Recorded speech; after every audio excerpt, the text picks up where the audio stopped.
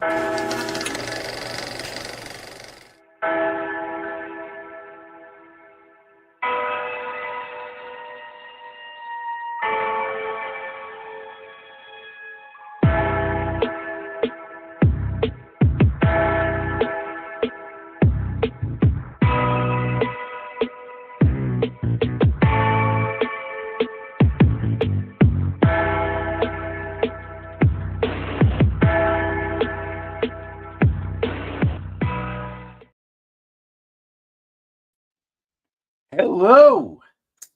A pleasure to see you.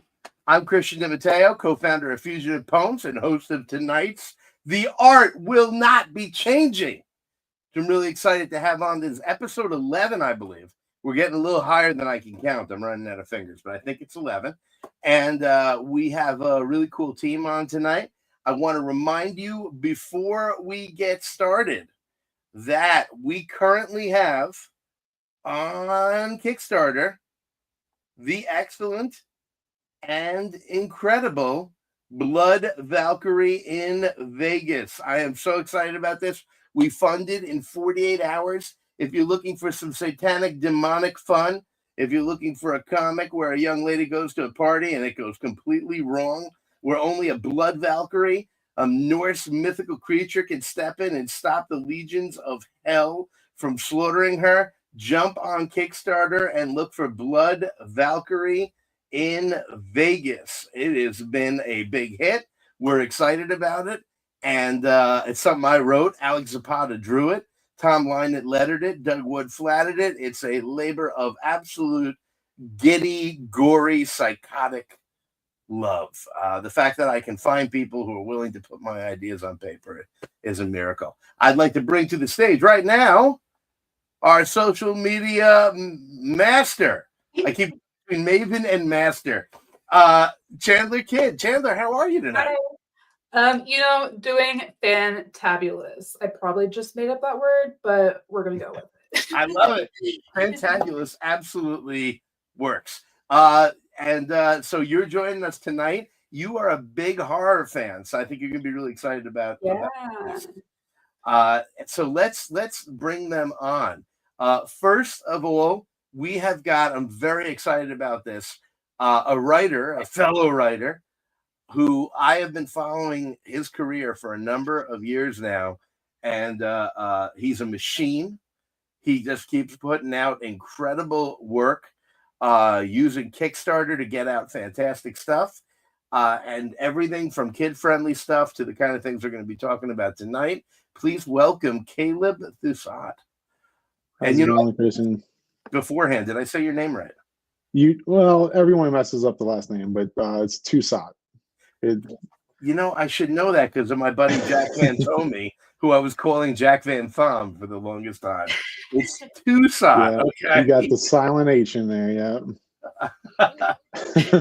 All right, well, so welcome. And next up, this is so cool that these two partnered up, because the next person I'm bringing up is fellow fugitive Marcelo Biott. And Marcelo was in Volume 2 of the Containment Breach series with an awesome mythological story that I remember getting the pages in, and James and I were knocked flat on our asses between the inks and the colors. Absolutely tremendous. Marcelo is another person who's always working, always putting something out. And I haven't talked to him since then. So this is really, really exciting. So welcome, gentlemen. How are you doing? Great.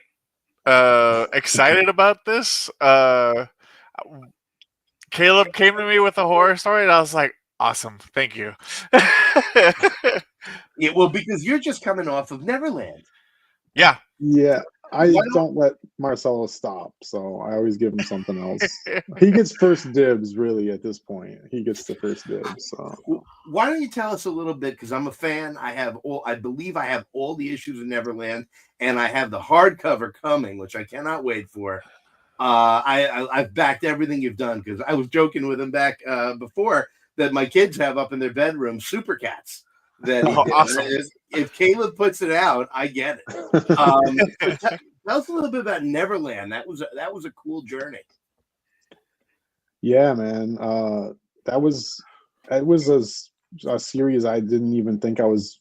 It wasn't even on my radar. But once COVID hit, like everybody had to change their plans, right? So I had planned to do all these conventions that year, and kind of got knocked on my ass, and started to kind of scramble to figure out what else I was going to do. And my son and I got obsessed with Peter Pan stories, and we started reading everything, watching everything, and then watching kids deal with all the crap during COVID and kind of being forced to grow up a little quicker than you would hope. I saw a story in there, and I basically just wrote the whole thing and sent a chunk of it to Marcelo and was like, let's get this thing made, because I think that's something special here. It's like a 80s fantasy movie meets this modern take on a Peter Pan story. Marcelo, was that the first time that you worked with Caleb? No, so it's one of my favorite stories to tell. We found each other randomly through Facebook. I think we were part of some like comic creator group, and he pitched me an idea, like a heaven or hell idea, or like a ghost cat idea. And I was like, Ghost Cat sounds really cool. He was like, it's Guillermo del Toro inspired, and I was like, I'm in. So I think I don't even remember what year that was, 2016 or something like that. Yeah. But it's been a while. So like we have worked on many books between then. I think we have Nook, which we actually got published. We have Flytrap, our sci-fi, like Terminator meets The Fly, teleportation, like dark future story. We have the Neverland, and now we have Small Town Dark. Hopefully, this is a series that we can keep. Yeah. We'll get into that, but hopefully this is something we can build off of too. Yeah, so. yeah. That's very funny because this is a one shot, right? Yeah. So our comic Blood Valkyrie in Vegas is also a one shot horror comic that I have all these ideas offshoots of. But the cool thing is that in my mind, and I don't know if you're thinking about this with yours, is that you wouldn't have to read them in order. They would all take place at different times. That's exactly what I'm thinking with this. Yeah. So I'm totally marketing this as a one shot. Like you're going to get everything that you want, beginning, middle, and end, because that's what it is. But in my brain, I'm like, there's going to be more Blood Valkyrie, and you're thinking the same thing for Small Town Dark. Yeah, it's actually kind of become something other than what I started. When I originally put it together, it was just really just this one. I was even playing with it being a 3-issue series, and kind of like Nook was, which is actually still probably my most popular book. Just selling at shows and drumming up excitement about stuff. But I was trying to kind of build it in the same fashion where it's like that three-issue story arc. But then I have this old series that I kind of abandoned a while ago called Zed that was like part zombie, part superhero story. And little did I know that what I was writing kind of fit in that world. So it's going to kind of become this culmination of all these different ideas that I've been working on basically for the better part of the last 10 years. Wow, that's so cool. The idea that they all come together is beautiful. Well, that's fantastic. Well, let's take a look at what we're talking about. Chandler and I both had some time to sit with it, and like I said, I backed it, so I definitely read up on it. Though I would have backed it without doing so. But we've got this beautiful image, which I absolutely love. You were at 98 backers, which is terrific. I see you have a devilish goal of $6,666. Yeah. I laughed when I saw that. I was like, "Thank you, Caleb." Did not escape my notice. And I also, my address has actually got 666 in it too, so it's like, That's awesome. Let's make this happen. So we've got a little look at this freaking cover. Look at this cover. That's all Marcelo right there. Oh man. my God. Yeah. Oh, it's stunning. That's absolutely beautiful. So tell us, Caleb, what's the story here? All right, so this is this crazy idea basically I had a while back where I get inspired by strange things. I watched a documentary about Jonestown Massacre, and just the idea of people blindly following such evil without really knowing that it's evil. I wanted to play off of that. So we took a cult leader who essentially is being controlled by something much more sinister. And this is really the story. This ends up being the story of a girl who essentially escapes all of that, and returns later in her life to discover all the sinister crap that was going on behind the scenes, basically searching for answers about her past and about her missing father. So it's part Salem's Lot, part like Constantine. There's like some like Monster Hunter elements going on in it, but it's really kind of a character story about this girl who was wrapped up in a cult and is now trying to find answers later in her life about what happened when she was younger. Cool. Would you say that like the tone of this is more like hopeful or experimental than your past stories? This is much darker, honestly, probably than most of my stuff. I try to leave things open for interpretation as much as I can. We even did that in Nook, and I still have people come up to me and they're like, "Oh, that book was so sad," and I'm like, "Well, I kind of left it to your interpretation, so you can just be a sad person." But I I bet the fans love that. As an artist, like I want it to be interpreted in the way that you can kind of read into it the way you want to. But I do think that this is a much kind of darker tone than I normally write in. And honestly, my stories are usually inspired by the world that I'm living in. So I think very much it just reflects the world that we're living in right now. It's about a cult. It's about someone dealing with their past and their basically like their roots and figuring out where they come from and kind of coming to terms with that. And hopefully it sets up something that we can play with later with Polly, the girl. She is going to be a very complex, dark character, but she also has this hopeful side where she's trying to take who she is and make something better out of it in the long run. So this is kind of like an origin story in a sense. I wrote it. It's almost has like a superhero element still in there with the tropes of the way I wrote it, but it's really kind of about dealing with your dark past. Yeah. Marcelo, what is it like for you to go from the Neverland to Small Town Dark?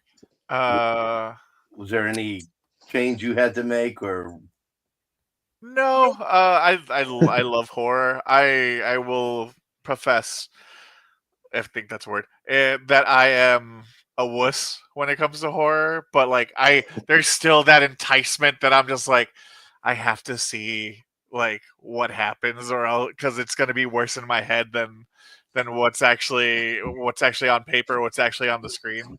So, but yeah, it's very much a tonal shift from the Neverland, And you asked earlier, Chandler, if like the story has like hope in it, and it like these stories really are like what you put into it. Um, but one of the things I love about Caleb's writing is that like he has these kind of themes that can repeat throughout the books that can give you that hopefulness that like one part, it's weird to say, but one part in the book will rhyme at the end with something from the beginning and just kind of like resonate, to give you a little bit of that like, oh, okay, like I can I can I could feel better. you know. Uh I try to make it a little poetic, I guess. yeah. No matter how dark it actually seems at any point in the story. Yeah. And like one of the things I love with the art is like we did these first 5 pages, and I kind of love doing uh on-screen violence as well as off-screen violence to again like give you your brain that tickle of like, oh crap, what just happened, and like is it worse than what I'm thinking, or yeah. uh just because I love giving the hint of just the violence or like gore that's happening, One of my especially with the monster. one of my favorite examples of that in film is Reservoir Dogs. You talk to people, and to this day, they're like, "Oh, you remember the scene where he cut his ear off? It Yep. was so bloody." And I'm Yeah. like, "You didn't see that? The camera panned away to the graffiti on the wall." Yeah. But so many people swear that they watched it happen, Yeah. and I think that's incredibly powerful. Yeah. It's a suggestion, because you're right. Your mind is going to go to all the places you don't want it to go. Yeah. And the artist couldn't necessarily predict what that's going to be for each person, right? Yeah. Well, actually, one of the things that's I think is so cool that Kayla, the artist that did the Fright Night cover, the Fright Night style Dan- cover. Fright Night Dan is one of my Gorman. favorite movies. Yeah. Fright Night is one of my favorite movies, and I don't know how it happened, but it happened in that like the monster is partially inspired by that one moment in Fright Night with that jump scare of, I forget her name, but like the girlfriend where like they're embracing, and then the camera turns and you see her as with her vampire face that just gnarled Yes. teeth, and it still like shakes me to this day. And I love that like my inspiration for the monster came from that moment, and there's this that I had this cover that I had no idea was happening. It's so great. It came out beautifully. The other thing that I really dig is the title. I realized at one point when I was contacting you that in my brain the title was Small Dark Town, and I paused and went, "Wait a minute," and I looked at it again. And saw Small Town Dark, and I'm like, "That's so much better." And it's once it's in your head, it's a really striking. Yeah. I had this conversation with Marcelo because we were shorthanding back and forth, and he kept saying STD, STD, and I'm like, should I change the name? I think it makes it better. Yeah. I got my copy of STD right here. It's a medical report. Mhm. There's something like really creepy about small towns, though. I come from a very small town in Northeast Oklahoma, and I was just there until last night. And there's just something so eerie about like the quietness around you. I don't know what inspired me to title it that way, but I grew up in a small town, and I mean, horror stories, like, it's not just horror stories. Like, small towns can be weird, and a lot of times there's hidden dark things. And just like in that cover, I put a little log line just like in the poster of Fright Night, where it's like the darkest or the smallest places have the darkest of secrets or something like that. But yeah, I'm really happy with how the title comes out and how Marcelo did his letters for his cover.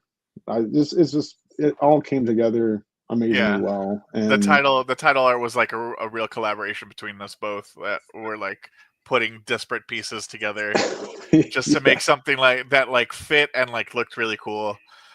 He wanted to really kind of grab, not only just as a title, like to grab your attention, but something cool stylized that we can slap on the awesome covers. Because I got Matt Horak did one of the covers. Dan Gorman, who's a friend of mine, did the Fright Night cover. He's done a couple things for me in the past too, but he's amazing. Like his watercolor paint style is awesome.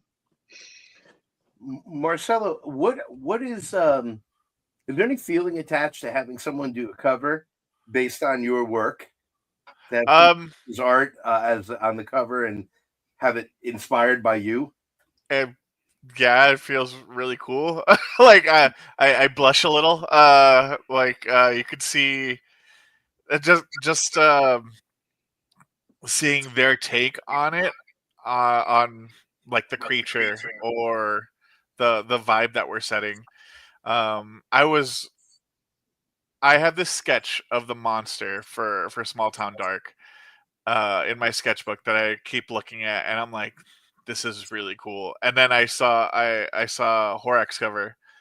Am I getting the name right? I just want to be sure. With the long fingers. Yeah, with the long fingers reaching out, like it.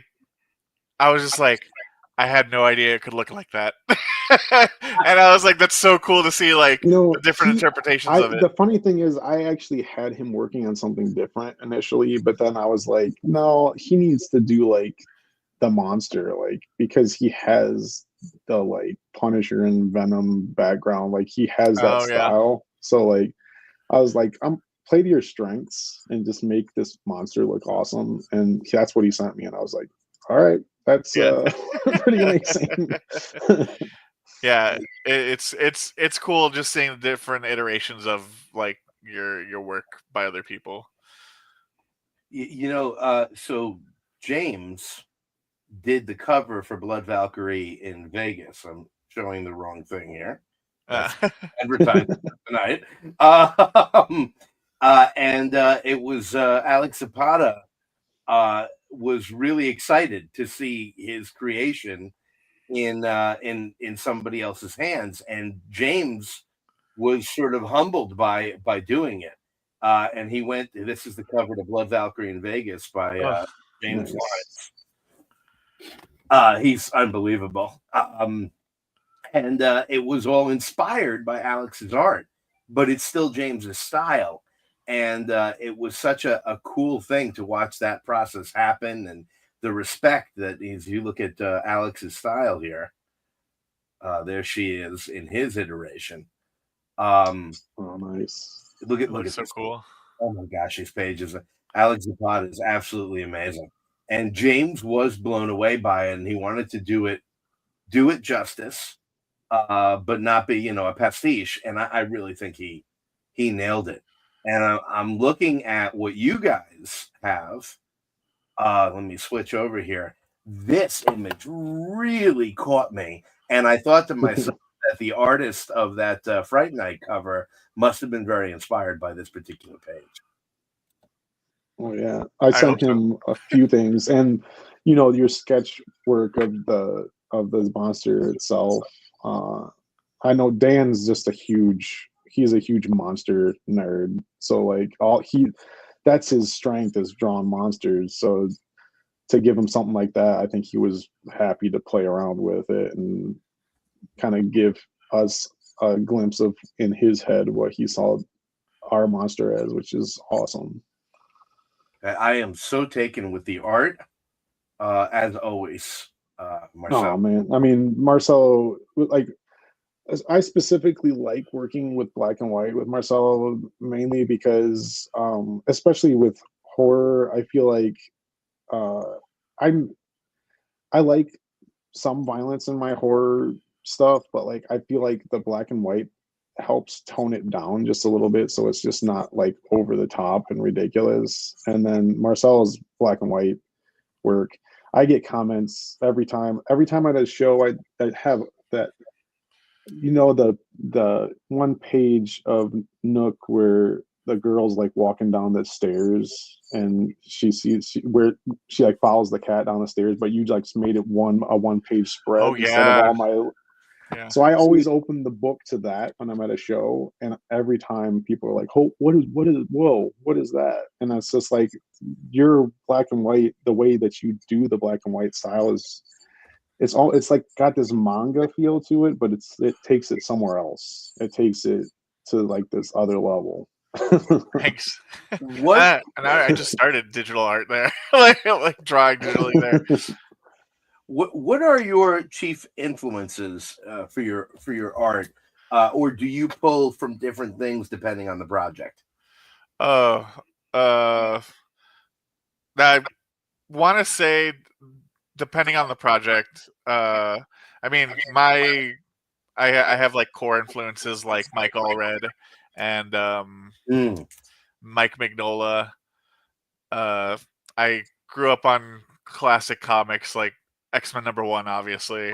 Uh, like, but just the stark, like black, like stark, thick line art of Mike Allred and Mike Mignola, uh, just kind of catches me, you know, especially with horror stuff. And this with Small Town Dark, I want to like with Nook, I really want to use the black and white, just to kind of pop characters off the page or like pop certain actions uh, visually, so your eye goes to like the cool thing that's happening, basically.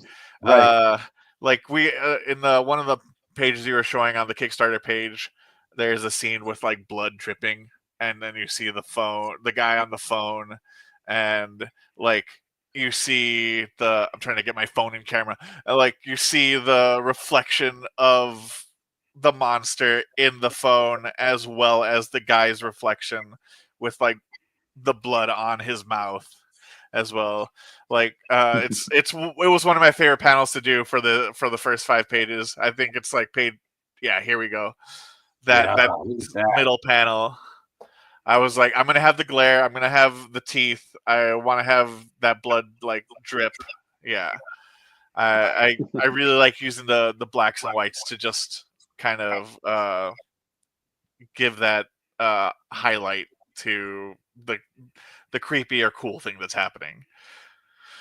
That's so good and so effective.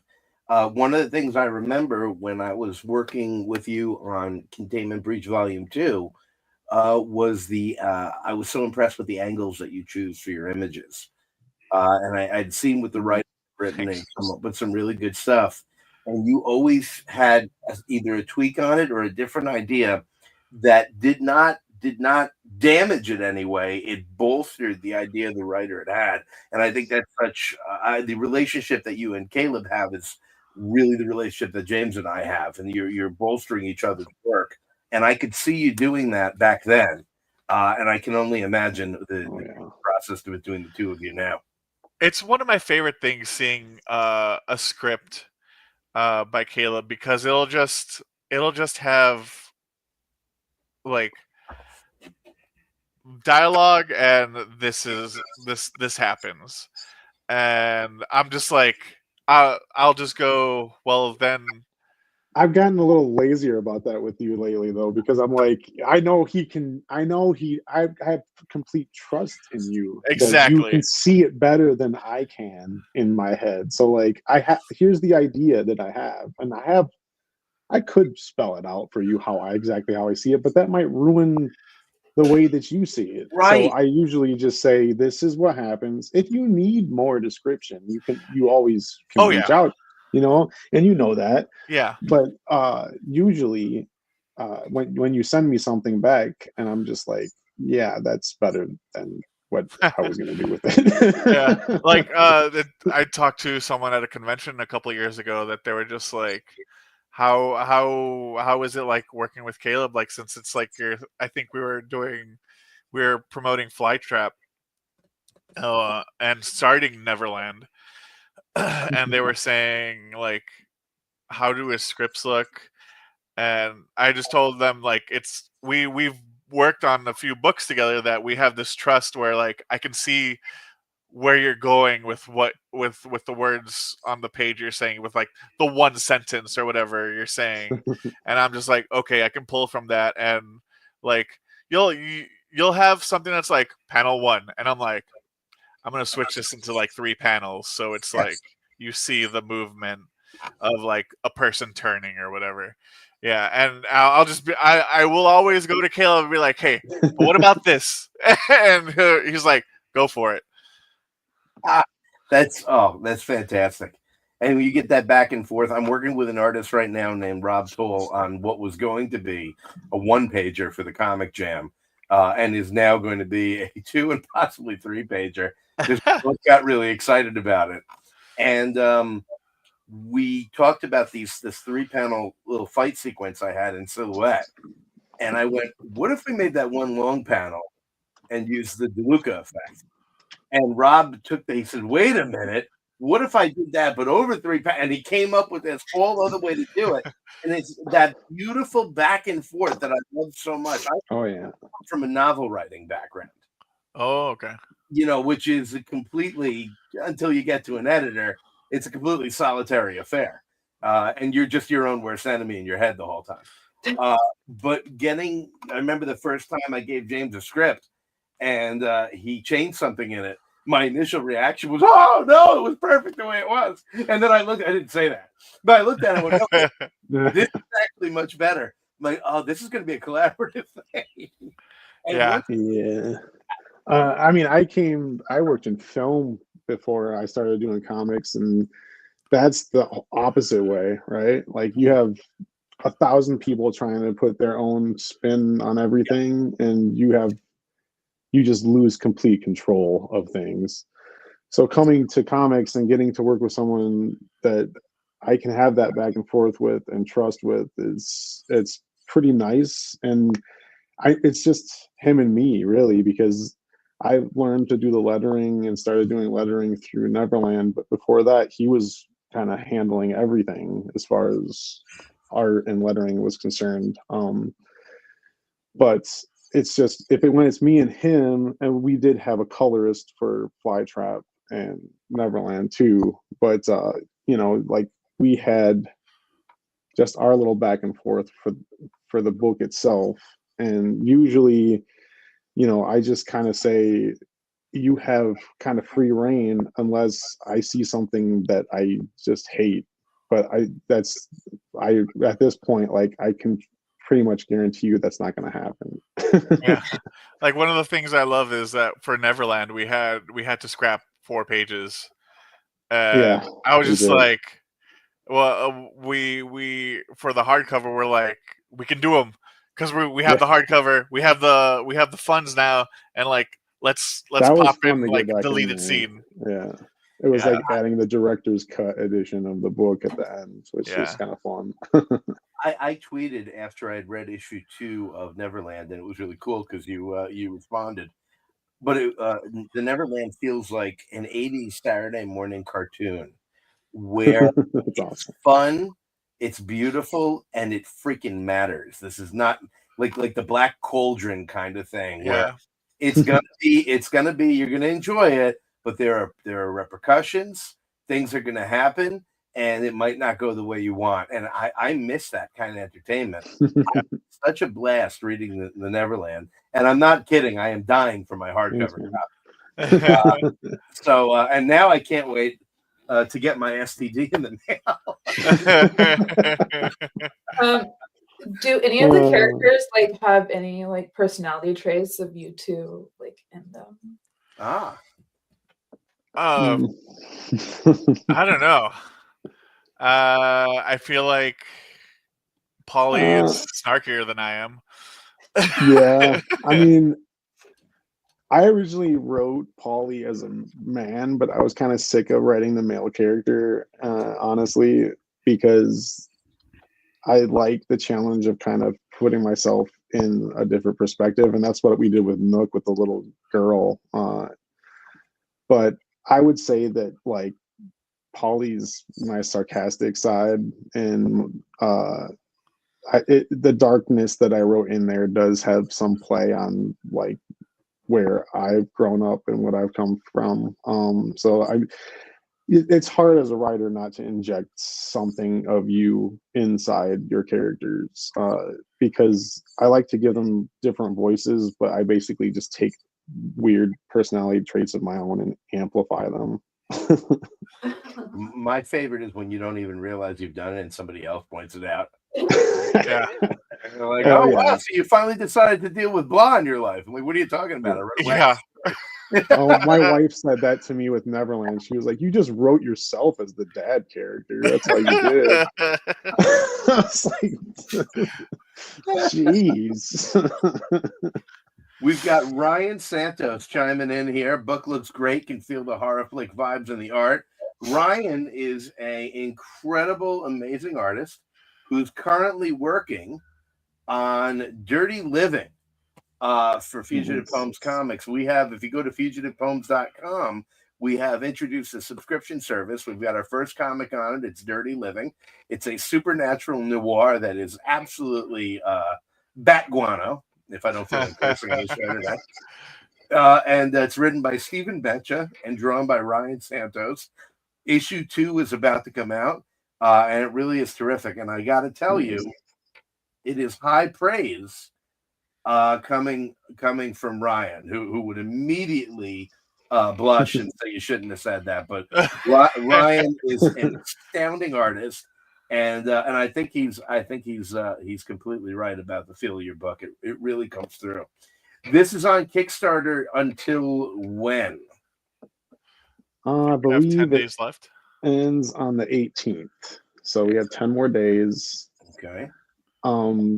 Yeah, I mean, this is how I do things. I don't short changes of all the money that I built into the campaign. As silly as that number seems, it goes straight to art. It goes straight to the production of the book. I don't pull any punches when it comes to quality of books, and I think anybody that's backed any of my books would agree that the hardcovers, I take my time and make sure that you get the best thing that you're going to get for $15, $20, $30. Just for instance, Flytrap. This is basically what we're going to print. Well, hold on. Dark as Sharon, so you can see it. It's like perfect bound. It's going to be 64 pages. It's a big book, and Marcelo's got a lot of work to do. I'm excited. I'm excited because I feel like it is our probably most, as much as this is a character-driven story, it's probably the most action-packed story that we've done, as far as like there's like full-on fights and there's like gore, and I'm excited to see what you do with some of these moments in the story, because it gets pretty crazy. Yeah. Yeah, it should be fun. I always try to give something to Marcelo that's going to challenge him in a different way than what we've done in the past. So I think this is another one of those things where it's like, let's do something a little different.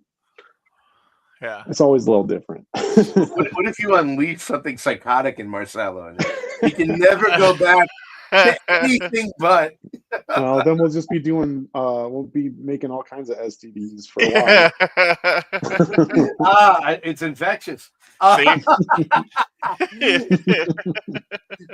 Evan, hello, Evan. How you doing? There he is, holding up a copy of River from Fugitive Poems. Guys, I gotta tell you, I had a terrific time having you on. This was last minute too. Caleb sent out an email about the book, which I had already backed, and I'm like, oh, cool. I don't need to pay much attention to this email. And then I went, wait a minute. I could do a show on there. This show, awesome. The Art Will Not Be Changing, happens when it happens. It disappears occasionally. Sometimes it's like 3 weeks in a row. Sometimes it's 2 months, and then it appears. It's whenever we get something worth talking about. And I said, Marcelo, I haven't talked to Marcelo in so long, and I've always wanted to talk to Caleb. And here's Chandler and I with a night where we could do a show.